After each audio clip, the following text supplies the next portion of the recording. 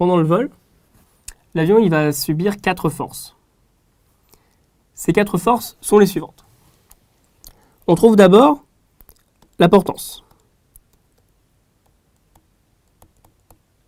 La portance, c'est ce qui va permettre à l'avion de voler. Si on prend le profil d'aile suivant, que l'on dessine les filets d'air qui s'écoulent de part et d'autre de cette aile, on remarque que les particules d'air ici et ici, qui arrivent au même moment au début de l'aile, n'ont pas le même chemin à parcourir. Celle qui passe au-dessus va avoir plus de chemin à parcourir que celle qui passe en dessous. Comme elles sont arrivées au même moment au début de l'aile, elles devront arriver au même moment à la fin de l'aile. Donc la particule qui passe au-dessus va devoir aller plus vite que la particule qui passe en dessous. Cette différence de vitesse va créer une dépression au-dessus de l'aile. Et l'air qui passe sous l'aile va créer une surpression sous l'aile.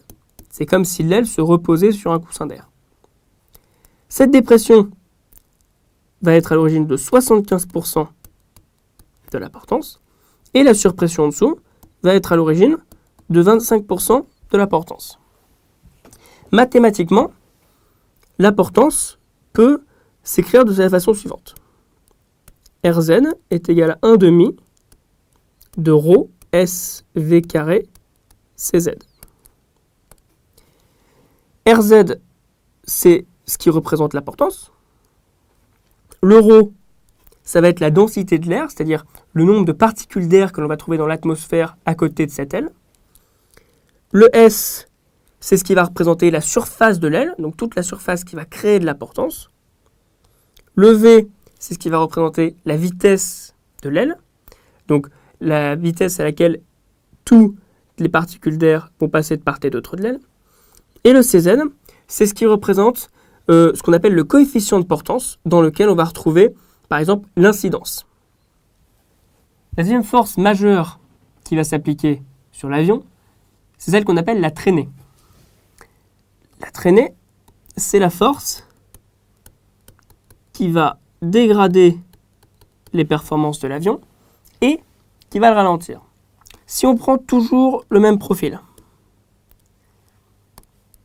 les filets d'air qui vont passer de part et d'autre de l'aile vont créer des frottements sur cette aile, et ce sont ces frottements qui vont dégrader les performances de l'avion. Mathématiquement, on peut décrire la traînée de la manière suivante, c'est Rx est égal à 1 demi de ρ S V carré Cx.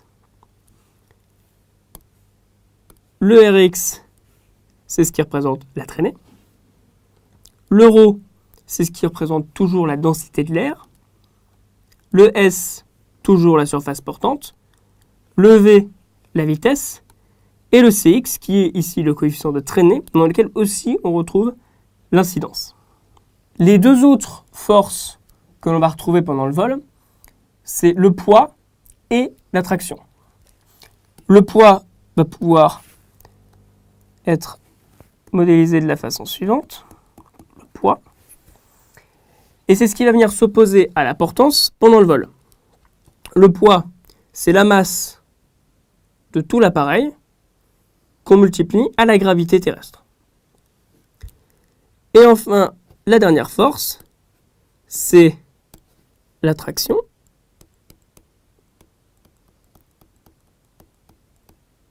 La traction, c'est la force qui va être liée au moteur de l'avion. Cependant, tous les aéronefs ne sont pas équipés de moteurs. Il y en a certains qui n'ont pas de motorisation, comme les planeurs par exemple.